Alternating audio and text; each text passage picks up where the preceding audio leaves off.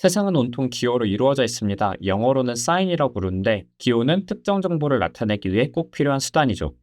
제가 AI 시대의 기호를 이야기하는 이유는 인간은 오래전부터 기호에 대해 깊이 고민해왔고 기호가 인간 사회에 끼친 영향만큼이나 AI에게도 중요한 요소가 되기 때문입니다. 그렇다면 기호란 무엇일까요? 그림을 예로 들어볼게요. 하나의 그림 안에는 사람, 식물처럼 다양한 요소들이 등장합니다. 이들은 실제 세상에 존재하는 대상을 표현하죠.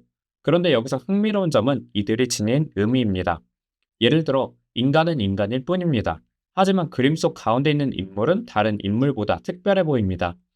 그림을 그린 화가가 보슈라는 사실과 이 작품이 세속적 쾌락의 동산을 그렸다는 정보를 알고 있다면 이 인물이 신을 상징한다는 것을 유추할 수 있습니다.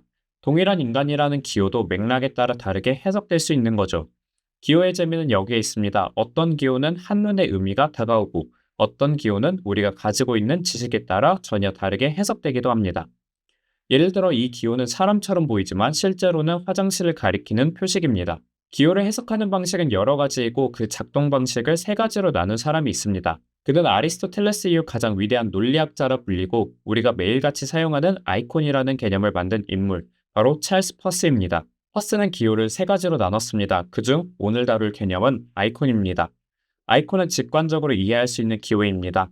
반면 상징, 다시 말해 심볼은 학습을 통해 의미를 알 수 있는 기호입니다.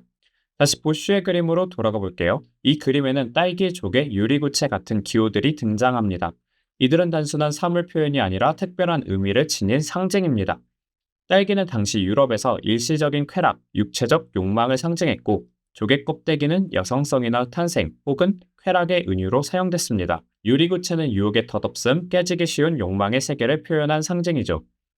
이처럼 상징은 아이콘보다 훨씬 복잡하고 인류가 감정과 생각을 전달하기 위해 발전시켜온 중요한 기호 체계입니다. 오늘은 그 중에서도 아이콘에 집중해 보겠습니다. 아이콘은 사회 구성원 대부분이 한눈에 의미를 파악할 수 있는 기호입니다. 이모지도 대표적인 아이콘이죠. 그렇다면 AI는 아이콘을 어떻게 바라볼까요? AI는 아이콘을 처리할 때 내부에서 어떤 일이 벌어질까요? 대표적인 사례가 이미지 분류입니다. 이미지 분류를 수행하는 AI 모델은 이미지에서 다양한 특징들을 추출합니다. 이 과정을 피처 익스트랙션이라 부르고 이후 클래시파이어가 그 특징들을 토대로 레이블을 예측하게 됩니다. 즉 AI는 이미지에서 있는 그대로의 정보를 뽑아내고 그에 대해 판단을 내리는 방식으로 작동합니다.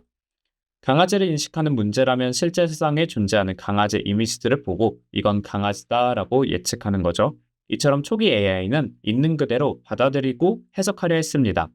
모델 내부에서는 이러한 피처들이 계산되고 이후 통합적인 해석 결과가 도출됩니다. 하지만 지금은 챗GPT처럼 더 진보한 모델이 등장하면서 이미지가 지닌 표면적 정보, 즉 아이콘을 넘어 그 속에 담긴 상징적 의미까지도 점점 해석할 수 있게 되었습니다. 예를 들어 폭발물을 만드는 이미지를 보고 단순히 폭탄이라고 인식하는 것을 넘어 그 행위가 위험하고 나쁜 것이라는 윤리적 판단까지 가능해지고 있습니다. 이건 아이콘을 넘어서 상징을 해석하는 단계로 나아가는 거죠. 찰스 퍼스트는 이렇게 직관적 의미, 아이콘과 해석적 의미, 상징을 구분하고 기호의 본질에 대해 깊이 탐구한 인물입니다. 다음 시간에는 상징이라는 개념을 AI는 어떻게 해석하는지 좀 더 깊이 이야기 나눠보겠습니다. 지금까지 사이언스 바이브였습니다.